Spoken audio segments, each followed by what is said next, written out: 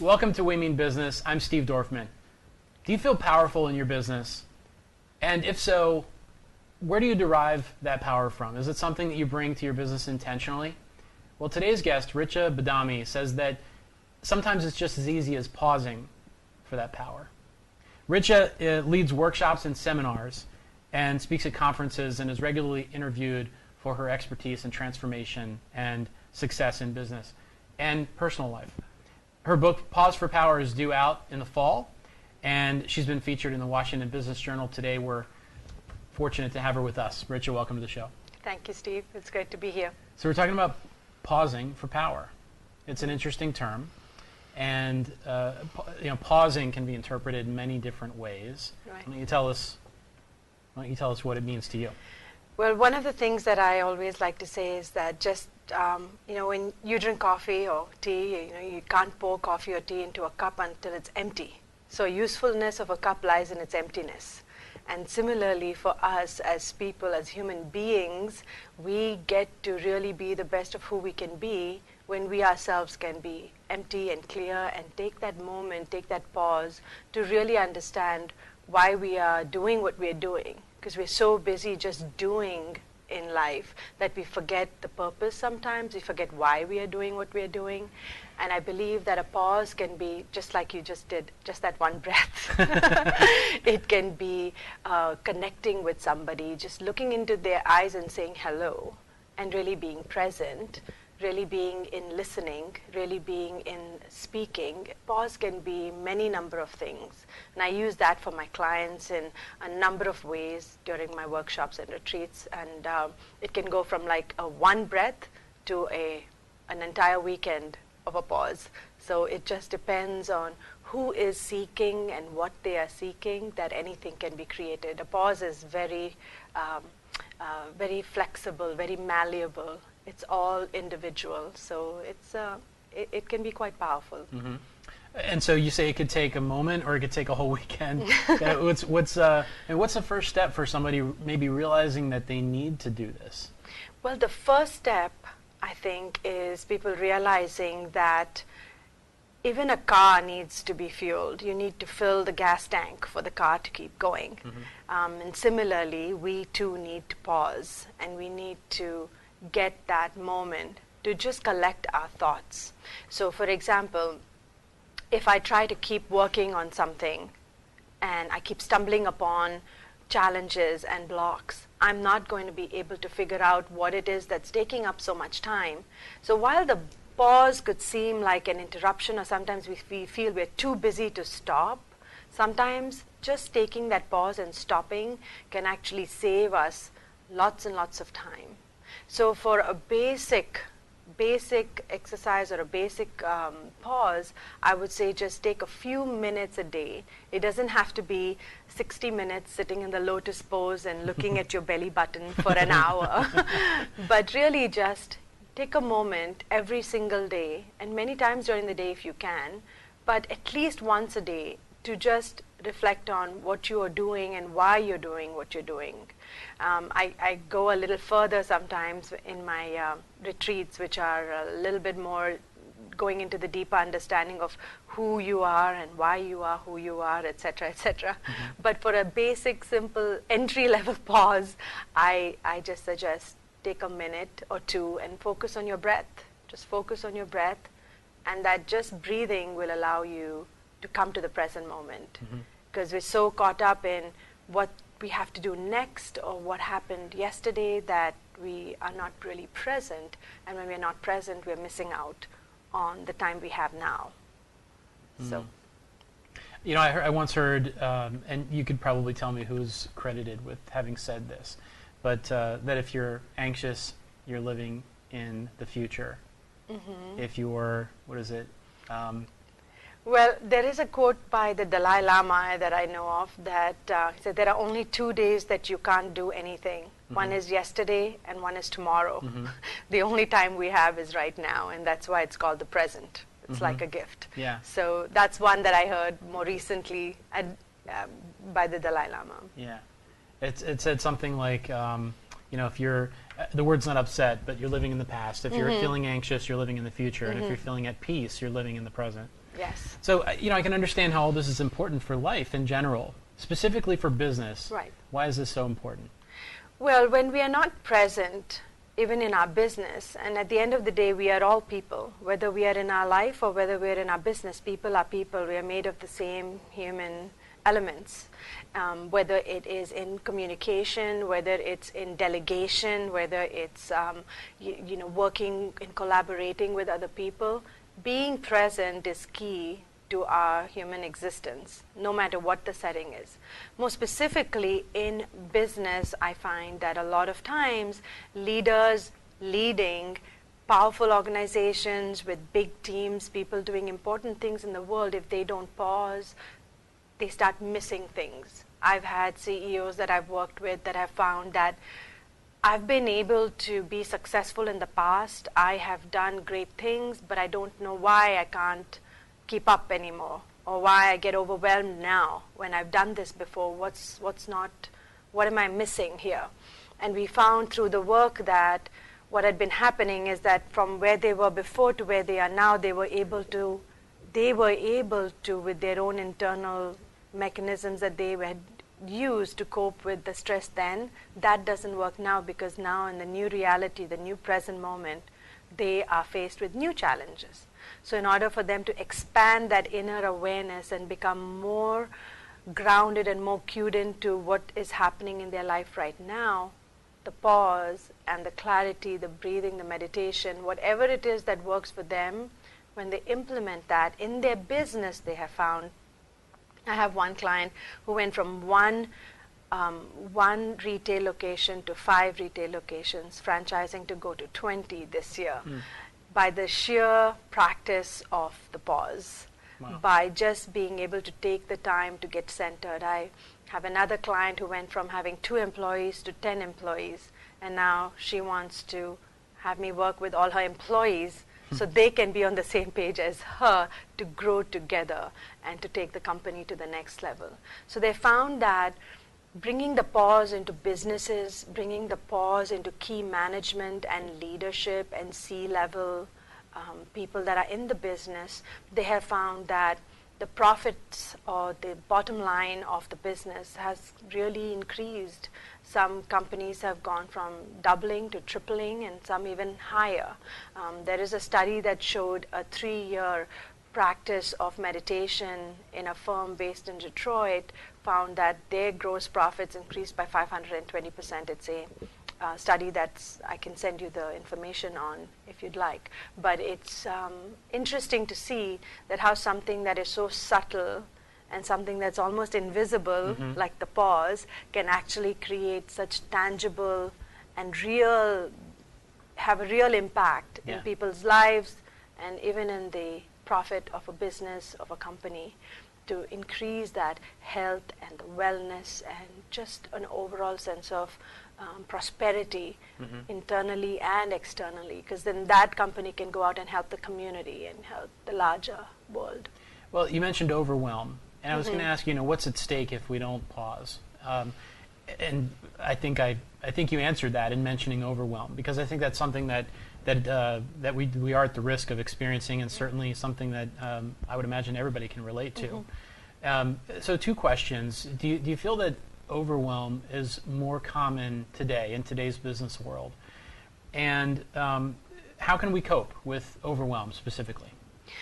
Well, in the given pace that we live in nowadays, the competitive, the rat race, and even the area we live in where there is so much at stake, if you will, for businesses and people trying to become successful, the overwhelm is a common feature right now.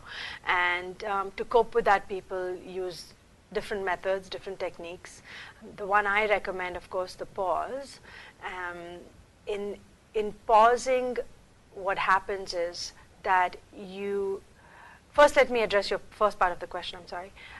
The overwhelm, the cost of overwhelm.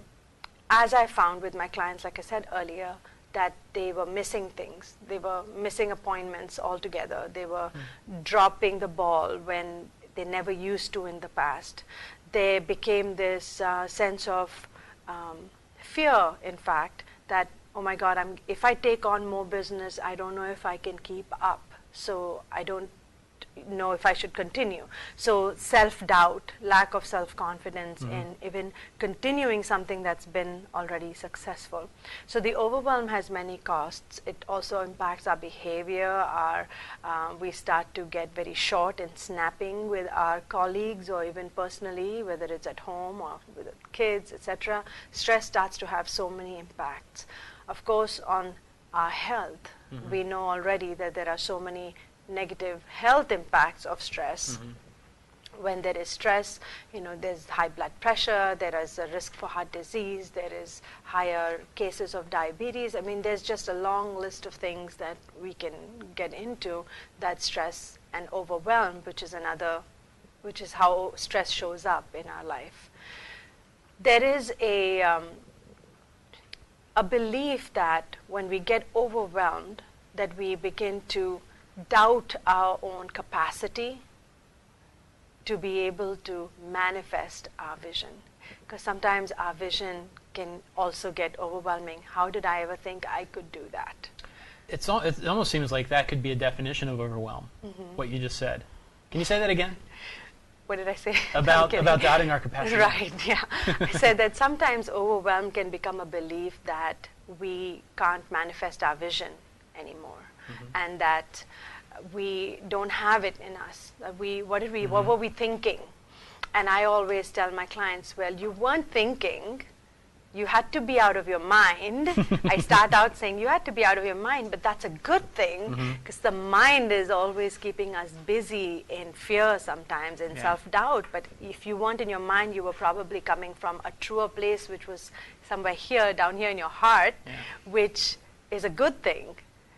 So you need to come back to what's here for you, what's center for you, and then allow that to lead you. It's funny when you say out of your mind, because I think a lot of people sort of make that mean crazy. Exactly. There's that song, right? To survive, you have to be a little bit crazy by Seal. Okay. Oh, yeah. And what you mean by out of your mind is in a good way. The mind isn't really leading in that. Sometimes the mind is sometimes just giving us a lot of negative self-talk, is leading us into places of more self-doubt, fear, and not believing in ourselves. And if we come back to the core of who we are, that's why when I say, who am I, why am I who I am, and how do I feel about the way, how do I feel about that? Those are some key or core questions that I always ask my clients, those set of questions. And when they come back to that, it's easier to understand, okay, so what do I want if this is who I am? When you shave off all the extra noise that the mind is making and you come back to the core of who you are, in that moment you find access to tap into your inner power, which is what I try to help my clients do when they pause. Yeah. You also talk a lot about being present, and I wanted to ask you about this, and then it's just so timely. Yesterday I was at a gathering, and somebody had a tattoo on his arm, and it said, "Be present." and so it sparked a conversation about what that means exactly. It certainly seems that term has become more popular in recent years. Sure. Help us understand what it means. When I say be present, I mean being here right now, doing the one thing, which is you and I are having a conversation. When you are speaking, I am fully listening. I always say that waiting for your turn to speak is not listening. So if I heard this fun acronym, WAIT. Wait, why am I talking? Why am I talking? Yes, I've heard that. I think that was by Anne Lamott. And I just did it to you, by the way. Just realizing, okay. Okay, so the other thing is when we are speaking, to fully be in the sharing, coming from a place of being centered with the intention of what you're saying, versus saying just something superficially. Does that make sense? When I say being present, I mean if you said something to me, to really look at you and to connect with you and to just be here with you right now. When you're eating, being present with your food means really experiencing what that food is, what is the texture, what is the temperature, what is the, what are the spices, to just be really present. Instead of just stuffing our face in front of the TV or something like this. I feel like the new style of eating is more like this nowadays, with people with phones, and we have to constantly correct ourselves and constantly check on, okay, no phones, no distractions, and how can I be present? When you're answering an email, really fully being there in that. It's just about being with that one thing for that moment and that time and place. For me, it's as simple as that. And it seems like there's so many more distractions today. I mean, we were out to dinner, and we were at one of these hibachi-style restaurants, and there were two couples sitting across from us. They seat 8 or 12 people at the same table around the grill, and these two couples were sitting across from us, and 3 of the 4 people were on their phones. And I felt bad for the chef because he's putting on a show, throwing things up in the air and cooking in front of us. That's a lot of fun, actually. And I felt bad for the one person in the 4 that wasn't on her phone, just sort of by herself, missing out on the experience the of moment. being together, not being present. The 3 of them weren't being present to each other. They weren't being present to the experience of coming to this style of restaurant, having the chef there cooking in front of them and all that. So you asked earlier, what is the cost? I mean, that's the cost. You're missing out on life, on experience, on that one moment of witnessing what that chef was doing. Right. So the cost of not pausing, of overwhelm, etc., is really just you're missing out on this life. And that's why you have to ask yourself, what do I want? Yeah, and that applies to life. That's personal life and business. It doesn't matter. It's all life. So in one of your YouTube videos, you talk about prioritizing and simplifying. We're going to take a break, and when we come back, I want to ask you about that. I think a lot of people could use that. Sounds great. All right. You're watching We Mean Business. We're here today with Richa Badami talking about pausing for power in business. We'll be back in seconds.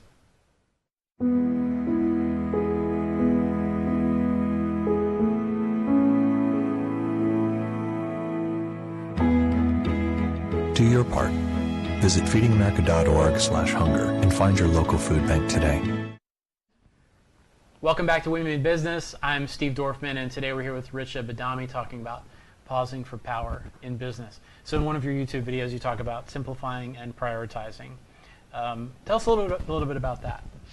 Well, I was inspired by a sign that I read on Simplify Your Life, and the sign itself was so simple, and I realized how much I had going on and the overwhelm and the stress. So I said prioritizing and simplifying are 2 things that are very important and integral to happiness, and so I need to do them, but I felt like they went hand in hand.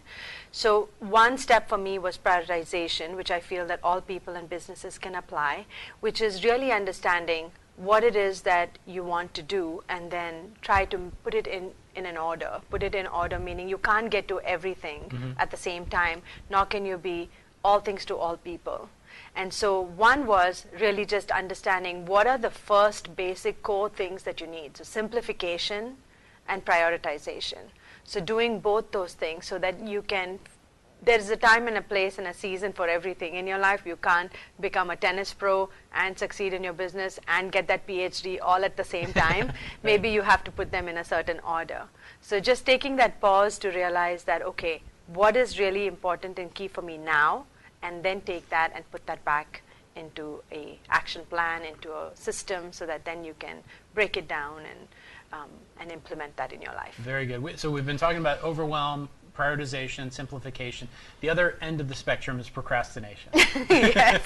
I imagine you have some thoughts on procrastination. Oh yes. I've dealt with that for a long time.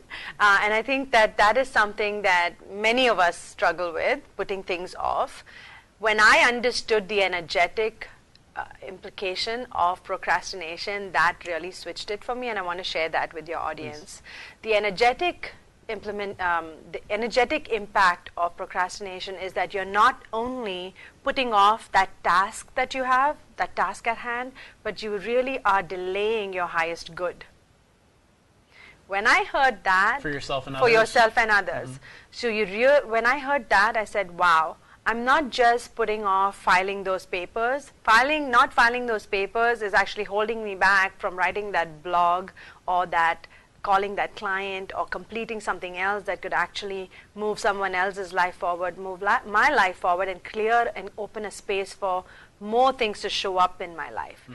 I really got it then, and I always like to share that procrastination is not only just not doing something now and delaying doing that thing, mm-hmm. but that is there's an energetic impact within you and in your whole life that shows up when you put things off. So it's really advisable just to get complete in the moment as soon as you can with what you have in front of you. Mm-hmm.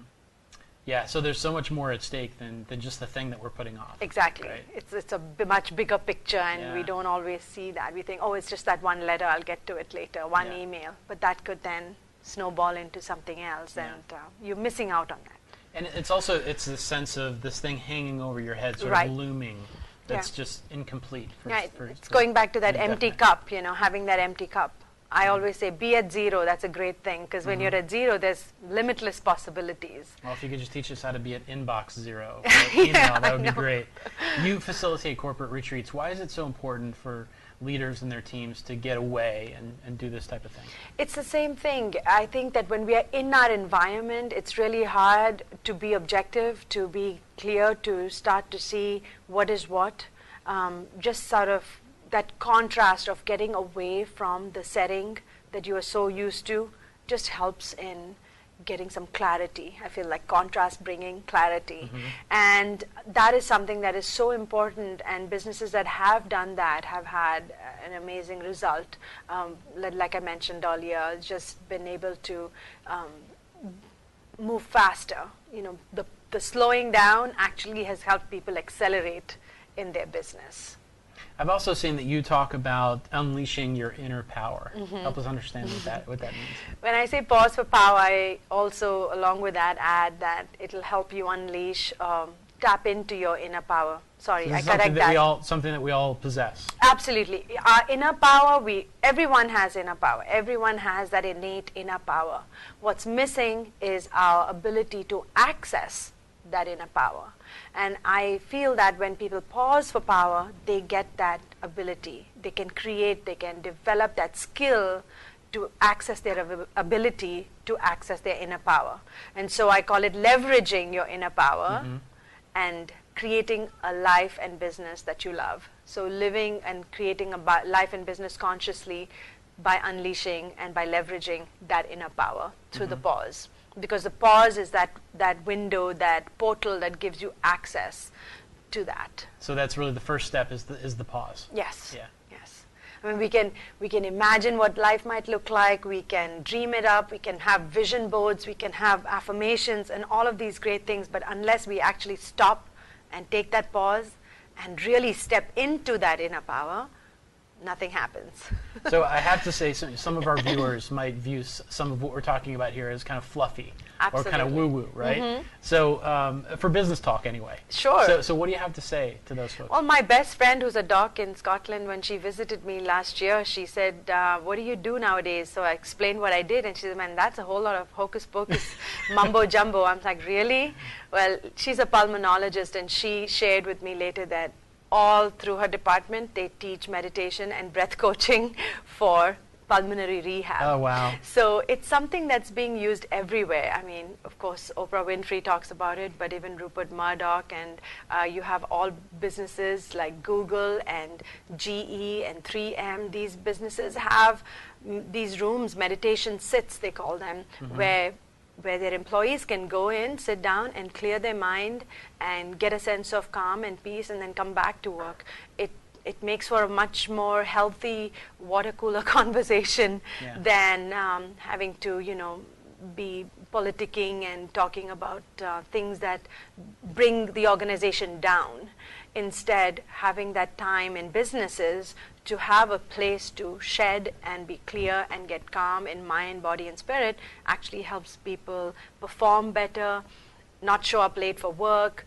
They're more motivated. There's less absenteeism. There's less injuries. There are less claims for benefits, and all kinds of things have been studied that has shown that simple pausing, meditations or yoga or anything that focuses on health and wellness actually has a profound impact on businesses' performance. And I totally get the woo-woo part that there is a sentiment that this is something that is At least fluffy. At least on the East Coast. For now. Yeah, I feel like the West Coast is always way ahead of us. Things just sort of follow the what is it, the airstream. The airstream. Right, the Gulf Stream. You also talk about being purposeful. Right? So help us understand what that means and why it's important. Well, the question that I ask my clients is, what do you want? A lot of times in the first or second session. And the reason I ask that is that it's a very short, simple question. But when people really start thinking about what they want versus what they think they want, which is based on maybe conditioning or maybe what people expected of them growing up, or whatever, it really helps them understand what they're for, what is their life for, and who they are. And so when I say being purposeful, I talk about inner awareness, really knowing who you are and what it is that you want to achieve. What is your legacy, Steve, going to be in this life? What is it that you would want to have stood for in your life, and how can you make that happen now and not put that off for, okay, when I retire, okay, when my kids go to college, etc., because that's a lot of things and reasons people use to not live their life on purpose, to not live their life with intention. And so no matter what age my client might be, I always begin with that, because I don't believe in wasting time. I feel like this is the time we have, this is the moment we have, and we should start now in building that life that you want now and not for 10 years later. And so when I say purposeful, I mean let every action, let every thing we say, let everything we do have meaning, be purposeful and be intentional, so that we can then create that life. It's not that, oh, life just happened to me. No, I created this life. Okay, this is a big one. We have less than a minute remaining. Okay. But I'm sure you can give us some really juicy stuff here. Okay. Talk to us about the power and the importance of gratitude in about 30 seconds. Okay. Gratitude. Well, gratitude, without gratitude, nothing works. Gratitude gives you access to not only inner power, but it gives you access to inner peace. We are all made of, I believe, stardust. We're all made of the same elements and in space and everywhere. And without vibrating and feeling our energy be at that level of gratitude and thanks, we are missing out. It's like saying that your end of the boat is sinking and saying that my fate is not tied to your fate. Well, it is, because if your end of the boat is sinking, then guess what? We're all in this together. Right. And my happiness and my success is not complete without your happiness and your success. So in order to get that feeling of togetherness and oneness, that even though I am this one being, we are all tied together, we're part of the same spiritual fabric in this world, on this planet, that having that sense of gratitude, I think, brings it all together, and it can be the best and deepest prayer that you can ever have, is just to say thank you. Well, Richa, thank you. Oh, I'm grateful to thank have you you. with us today on the show. And to learn more about Richa Badami and her Pause for Power, you can visit wemeanbiz.tv. Thanks for tuning in. I'm Steve Dorfman. I'll catch you next time.